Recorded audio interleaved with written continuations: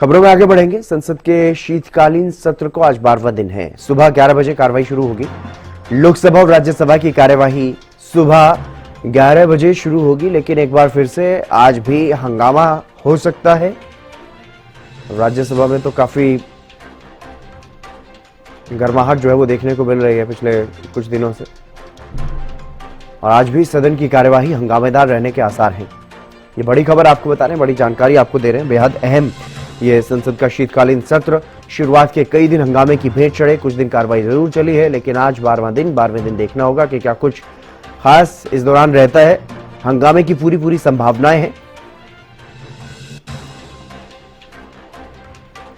तो बड़ी खबर आपको बता रहे हैं, बड़ी जानकारी आपको दे रहे हैं। आज भी सदन की कार्यवाही हंगामेदार रहने के आसार हैं। संसद के शीतकालीन सत्र का 12वां दिन है आज।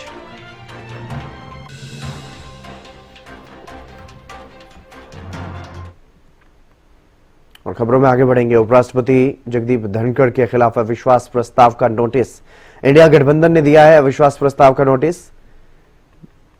जगदीप धनखड़ को उपराष्ट्रपति पद से हटाने के लिए यह प्रस्ताव पेश किया गया। राज्यसभा के सेक्रेटरी जनरल को यह नोटिस सौंपा गया है। संविधान के आर्टिकल 67B के तहत विपक्ष प्रस्ताव लेकर के आया है। प्रस्ताव पर 60 सदस्यों ने हस्ताक्षर भी किए हैं।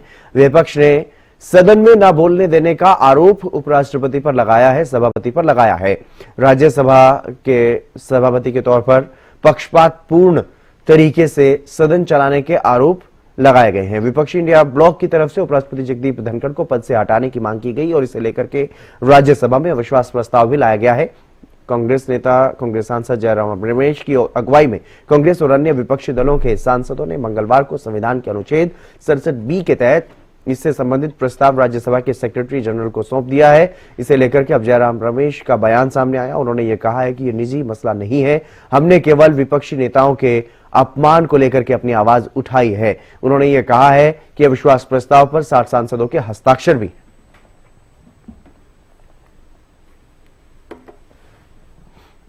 All opposition parties belonging to the India group have unanimously endorsed a no confidence motion against the chairman of the Rajya Sabha.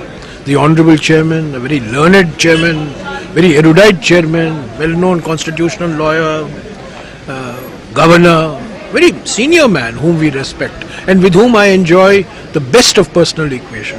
But we were forced to submit this no confidence motion for the first time in the 72-year history of the Rajya Sabha. First time Rajya Sabha came into being in May of 1952.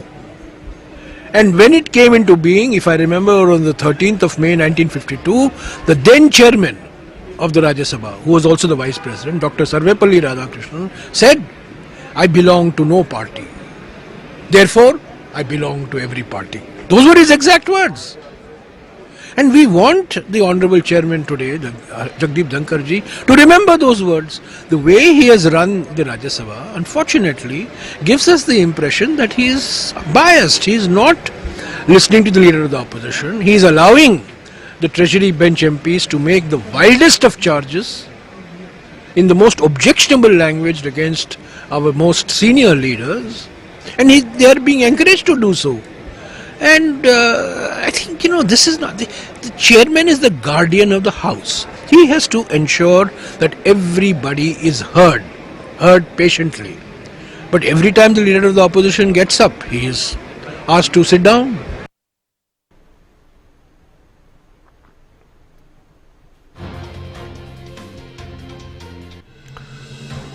Rajya Sabha के माननीय सभापति द्वारा अत्यंत पक्षपातपूर्ण तरीके से उच्च सदन की कार्यवाही का संचालन करने के कारण इंडिया गठबंधन के सभी घटक दलों के पास उनके खिलाफ औपचारिक रूप से अविश्वास प्रस्ताव लाने के अलावा कोई विकल्प नहीं था। ये कह रहे हैं कांग्रेस महासचिव जयराम रमेश का, और उनका बयान भी आपने सुना किस तरह से वो कहते हुए नजर आए